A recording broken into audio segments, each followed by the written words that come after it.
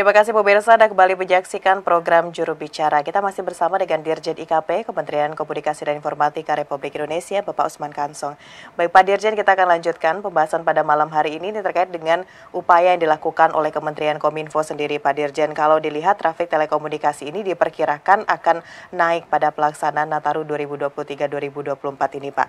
Lalu bagaimana kesiapan penyelenggaraan telekomunikasi dari pemerintah sejauh ini, Pak Dirjen?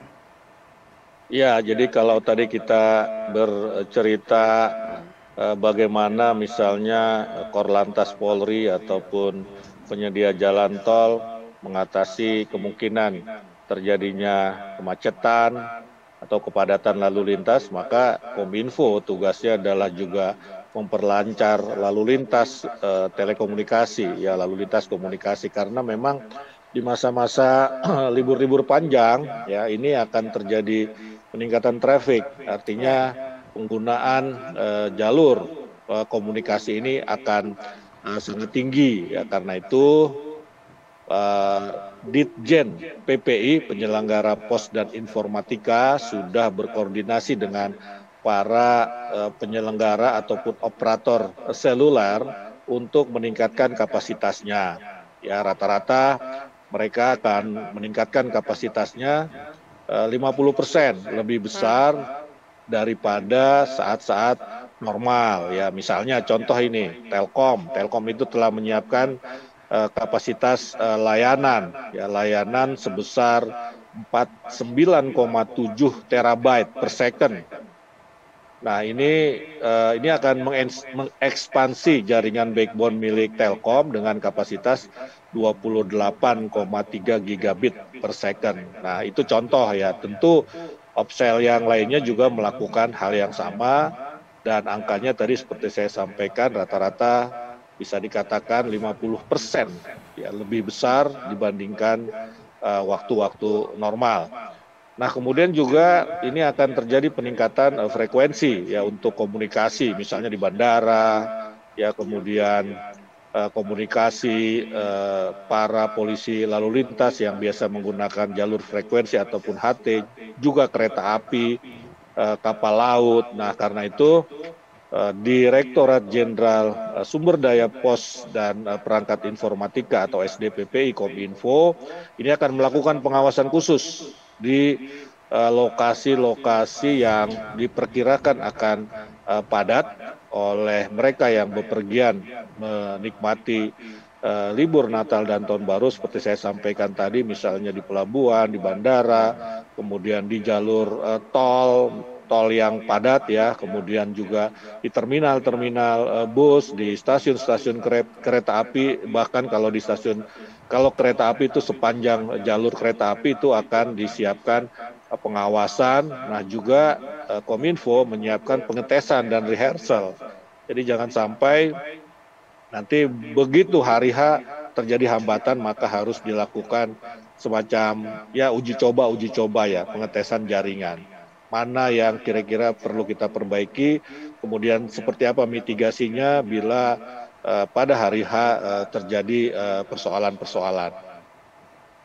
Baik, berarti dari Kementerian Kominfo sendiri seperti Pak Dirjen sampaikan tadi turun langsung ke lapangan begitu Pak ya, ke titik-titik yang nanti bisa diperkirakan padat begitu pada pelaksanaan Nataru untuk mengecek situasi dari telekomunikasi di sana. Nah Pak Dirjen, ini dari Kementerian Kominfo juga telah merilis buku elektronik berjudul Mudikpedia sebagai acuan sumber informasi bagi masyarakat selama melaksanakan perjalanan pada Nataru 2023-2024. Ini bisa disampaikan seperti apa buku elektronik Mudikpedia ini, Pak Dirjen?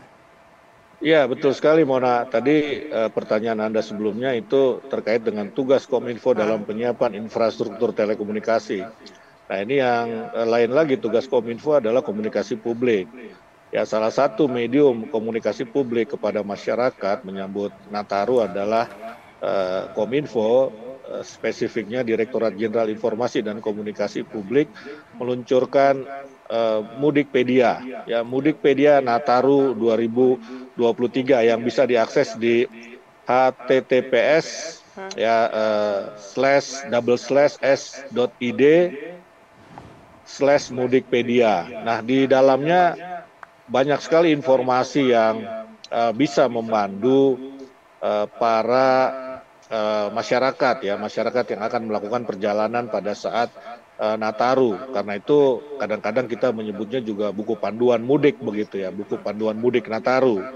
Nah, di dalamnya ada berbagai informasi ya, antara lain misalnya tentang kemacetan. Ya, jadi kemacetan itu di buku ini kita bisa mengecek di titik mana yang terjadi kemacetan, di titik mana yang lancar, karena buku ini menghubungkan dengan CCTV. Ya, Ya. CCTV yang ya bisa dilihat secara real time.